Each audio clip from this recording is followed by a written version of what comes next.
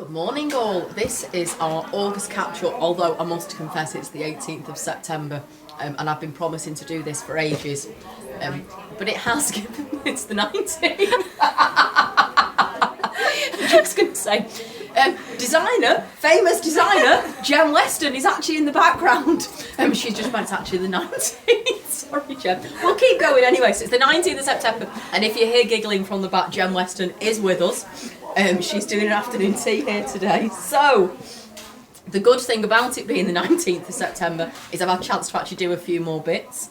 I'm not really totally sure what's in. I know these are sort of quite current things, but we could find some interesting things in here. So, I've always thrown some empty packs for crochet hooks.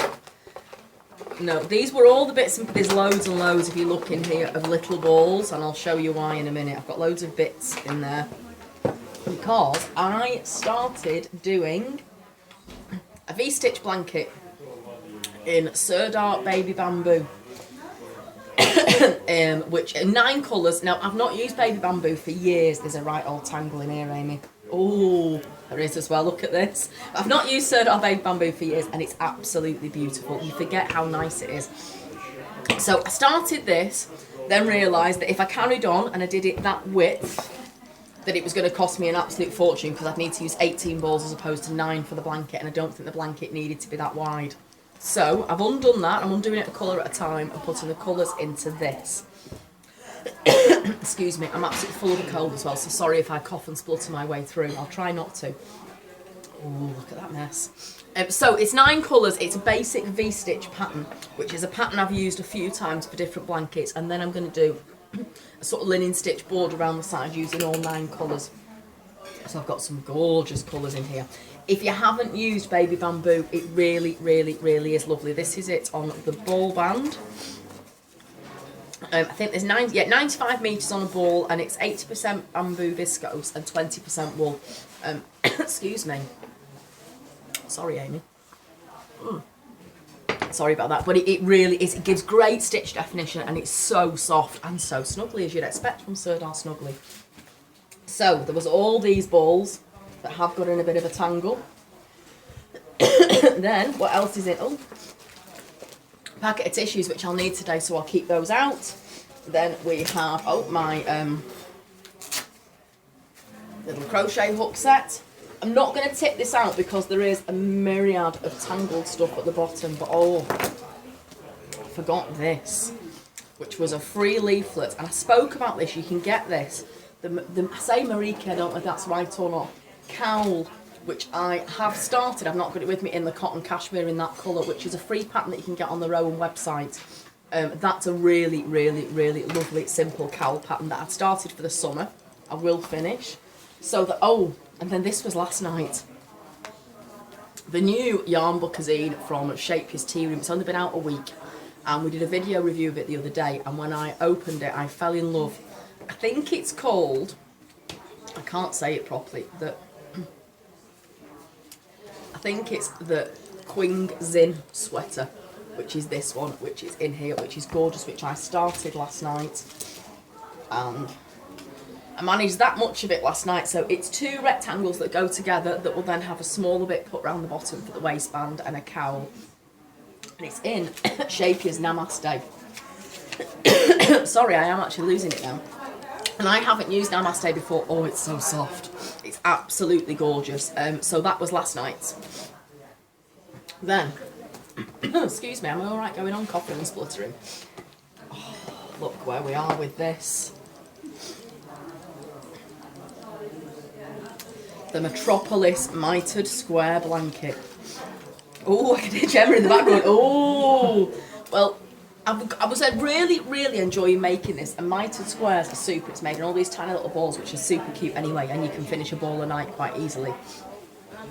What's happened with me, I'm going to be dead honest, I started this, then somebody else in our Black Sheep Wools make-along group started it, and their colour placement's miles better than mine. They've started with the dark here, and they're going through all the different colours, whereas I've gone for more of a multicoloured effect. I did initially split all the balls into little bags and number them all so that I'd work through each bag at a time by a number. Yeah, I'm not obviously that organised because I've ended up just picking up balls that I like.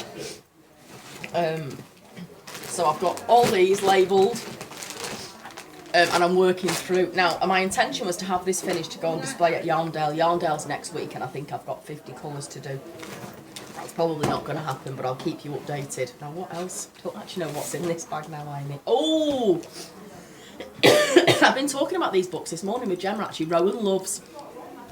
I have wanted to make that scarf for as long as humanly possible.